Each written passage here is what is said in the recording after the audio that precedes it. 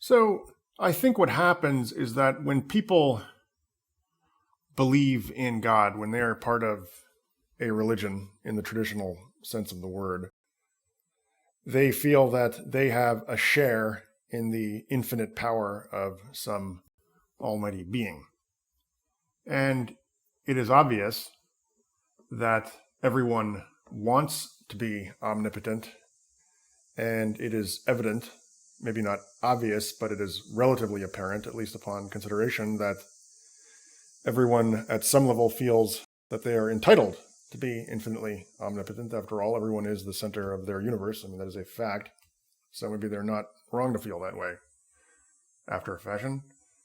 In any case, one of the great consolations, for lack of a better word, of traditional religion is that if one is a member of such a religion, one feels that one has a share in this divine omnipotence. Now, okay, so let's suppose that religion is taken away from somebody. Well, then, here is what I have observed to happen under such circumstances.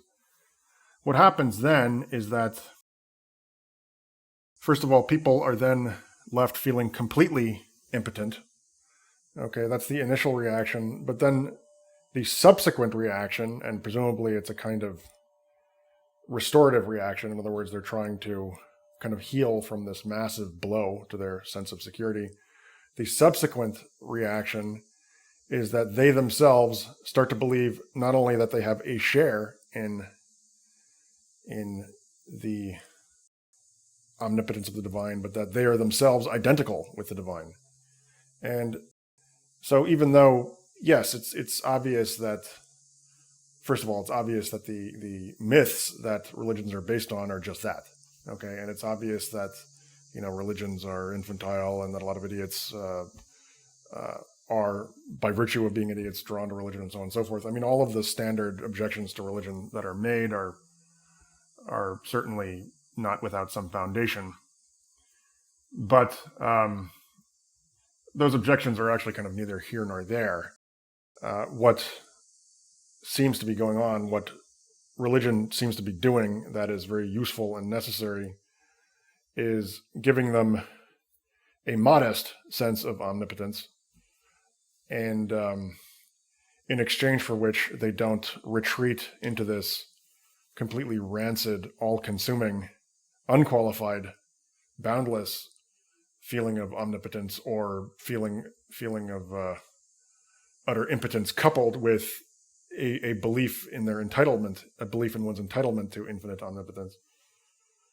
So no, I'm not religious myself, and the reason I'm not religious is that I simply don't believe any of the... I don't know why I'm not religious. I mean, it obviously has to do with my upbringing, which wasn't really religious, but I don't know what it has to do with. It doesn't really matter. But this kind of counter-sociopathic function that religion performs seems to be a particularly necessary one.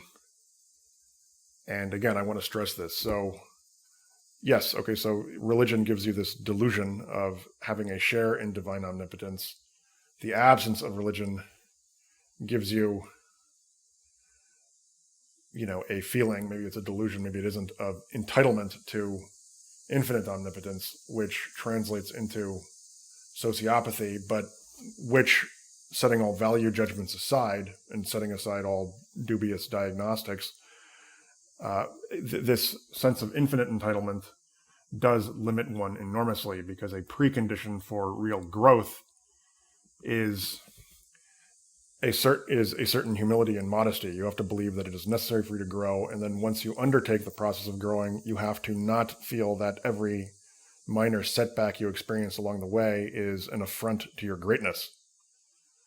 You have to, and because if you feel that way, you end up being so sensitive that the moment you hit the slightest bump in the road, you simply retreat back to your starting point, and you end up making no progress.